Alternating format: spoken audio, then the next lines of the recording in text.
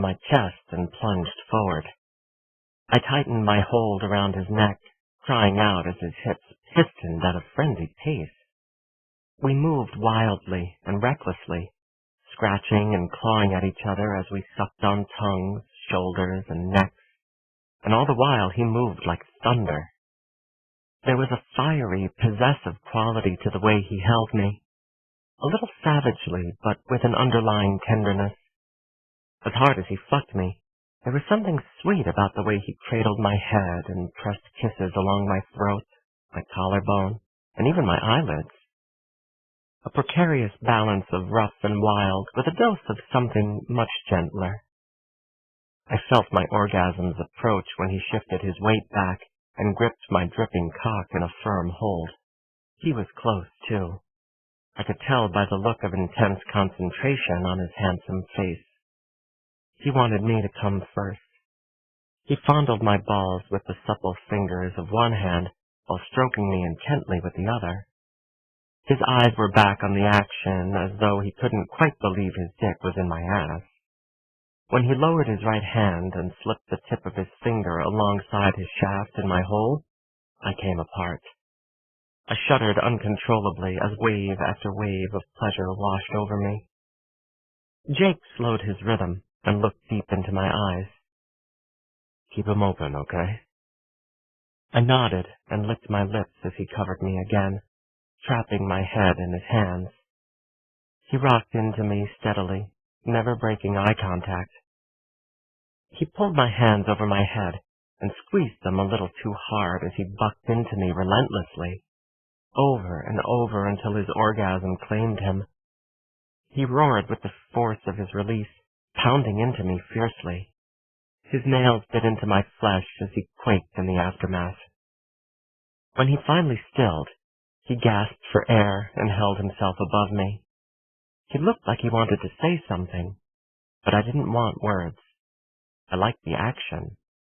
I loved sex. I was one of those weird guys who liked it hard, rough, and as often as possible. I didn't like anything to be held back in bed. This was my idea of perfection, and I didn't want it diminished by a poorly placed adjective. I smiled and closed my eyes, hoping to convey my thoughts. Jake kissed my lips before gently disengaging and flopping heavily to the other side of the bed. I rolled to my side and gave him a proper head to toe once over. "You are incredibly beautiful." He gave a half laugh as he traced my eyebrow and massaged my ear. I closed my eyes, loving his adoring touch. "Your eyes are... I always loved your eyes. I don't think I knew what color hazel was until I met you. They're brown and green and gold. So pretty." I purred like a cat at the compliment. Fuck, I was easy. "Thank you. You're kind of pretty, too." Jake's evil eye made me laugh outright. "I'm not pretty." "Sorry, you're handsome. Better?" "Whatever." He dismissed the flattery with an eye roll and resumed exploring my facial features as though he were a blind man who needed touch to truly see. "You know what I always loved?" His use of past tense made me wary. I swallowed hard and made a noise, indicating he should continue while hoping he wasn't going to say something to kill the mood. "Your skin." "My skin?" "Yeah. It's a perfect blend of light and dark." He chuckled to himself. "Sorry, that sounded stupid. I don't do compliments well." I pursed my lips together and made a funny face. "I didn't mind your compliment at all. You said perfect, and after that it got fuzzy. I heard what I wanted. Enough said." Jake laughed and kissed my mouth in an impulsive move that made me want to respond by throwing my body over his and grinding into him like a pole dancer. "What I really like is the way you look against me. The contrast, light and dark." "I know what you mean. I used to think the same thing when we were teenagers. I still see it. I didn't want to, but I can't help looking at you now and wondering about the ways you've changed physically over time. I hate admitting it because you know I'm not one for reminiscing. It's almost unbelievable in a way to be here with you. If anyone would have told me you'd be naked in my bed a few months ago, I let my words linger. He didn't need to know I would have considered the idea a horrible nightmare. I had a feeling he understood anyway. My memory for detail isn't as good as yours. I remember things like your eyes, your skin, your laugh, and the way you moved, and your sassy mouth. He made a comical face before continuing. But other than to know you've matured and are sexier than ever? He waited for a heartbeat, as if making sure I was okay with his compliment this time. Yes, that's nicely put, Mr. Wesley. He grinned and traced my lower lip with his thumb. I can't remember anything else. I licked his thumb and then bit it playfully. That's all right. I remember. Sometimes I think my memory is too long. I'm afraid of it. What do you mean? I cling to memories. I don't set anything free. I'm extraordinarily detailed in every part of my life. Sometimes it's a blessing, like with my work. My eye for color, proportion, rhythm. It makes me a better designer. But in my personal life, it makes me neurotic. It's why I don't like thinking about the past. Let's make a pact to not talk about our past, our high school years anymore. There's no point. 12 years have gone by, and we're different people now because of those years. What do you say? Just let it go? Yes. Okay. We shared a smile as we stared at each other across our pillows with our hands clasped. I had a good feeling about this, about us. Maybe we really could move forward without fear of the past dragging us down if we were both on the same page. It wouldn't be easy, but yes, I would let it go.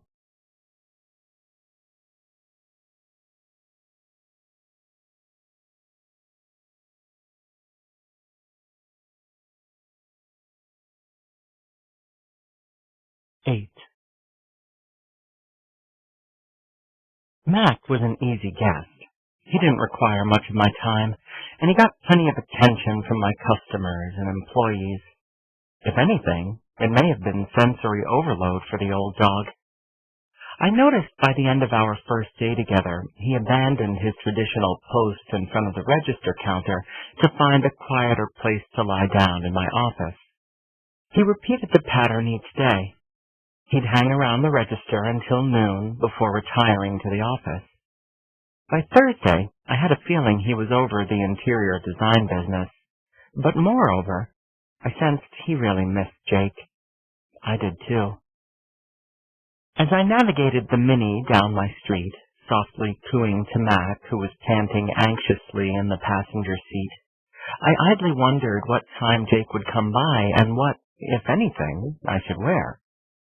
We'd talked and texted a couple of times over the past few days, so it was almost comical I would be so wound up. I felt the thrill of a new beginning in the funniest ways. A simple text message had me grinning like a fool, while the deep timbre of his voice on the phone made my pulse accelerate. When I pulled onto my street, all sexy thoughts fled when I saw a familiar car parked in front of my house. Mara. She was quite possibly one of my most favorite people on the planet, but her presence didn't mesh with the X-rated plans I'd been making in my head. I sighed as I gathered my bags and then hurried to the passenger side to grab Mac's leash. We were halfway up the path when I heard Mara call a cheery hello from the porch, followed immediately by, "Who is this?" I kissed her cheek and made brief introductions. "Mara, this is Mac. Mac, Mara. Honey, my arms are about to fall off. Let me in my house, please." Mara cackled joyfully and stepped aside to push the door ajar. I dropped my burdens, including Mac's leash, and let out a dramatic sigh of relief. Unfortunately, my relief was short-lived.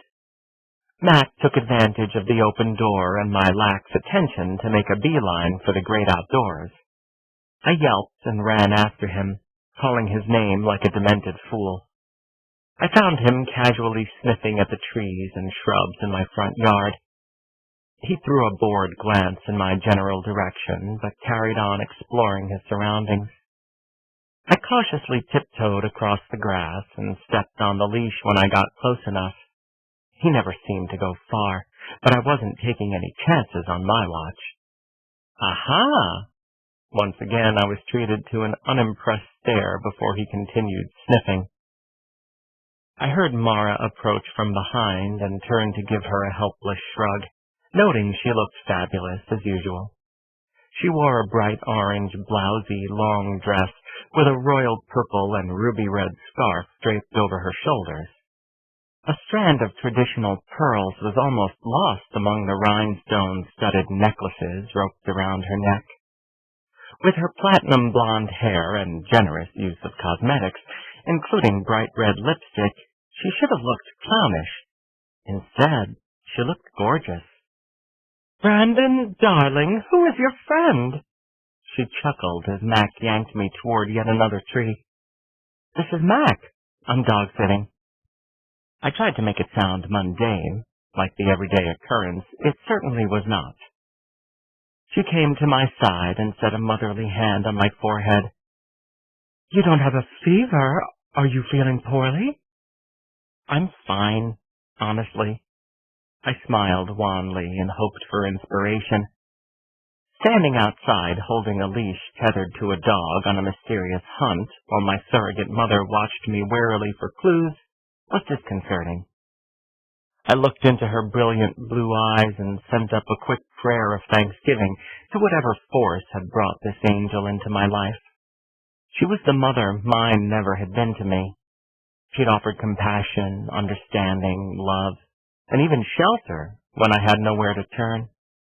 Above all, she was a crusader for original thought and free expression. The only way it was possible to disappoint Mara was by not being true to yourself. You look good, happy, even. I'm sure there's a lovely story attached. Bring the puppy inside and I'll open a bottle of something so you can tell me all about it. I brought salads from that cute new bistro in Beverly Hills. Come on, darling." I waited until the haze of Dior cleared before I turned to see she'd gone back into my house. I took a deep breath and tugged at the leash insistently. I may as well prepare to bare my soul. Mara would expect nothing less. She artfully arranged our salads on dinner plates while I opened a bottle of red wine. I made sure Mac had water, food, and his shot before I brought the wine into the living room. I poured 2 glasses and sat on the edge of the sofa before finally taking my first sip. "Brandon, dear, the fact you've invited a large, hairy pet into your home and have willingly taken on medical duties is different," I supplied weakly as I turned my wrist to discreetly check the time. "Something like that. What's going on? And who are you expecting? You've checked your phone or watch 10 times since I walked in. And obviously you forgot I was coming by tonight. Which means there's a man attached to this dog, She peered at me over the rim of her wine glass with a determined look in her eye. I sighed heavily as I curled my legs underneath me. There was no point in attempting evasion. She'd get the story one way or another. I filled her in on recent events in a matter-of-fact tone, as though Jake's presence in my life was practically normal. She raised a brow at my tone, but didn't seem overly concerned when she finally spoke. "I remember him. Jake Wesley. I liked him. He was a handsome boy. I knew there was something between you two. He used to look at you so adoringly. That's the word. He adored you. It was easy to see. A mother's curse is to be proven correct 10 years or more after the fact." "I'm sure. Well, we're friends, and I'm helping him out with Mac while he works, and Brandon?" She waited until I inclined my head to continue speaking. "I've known you for too long. Don't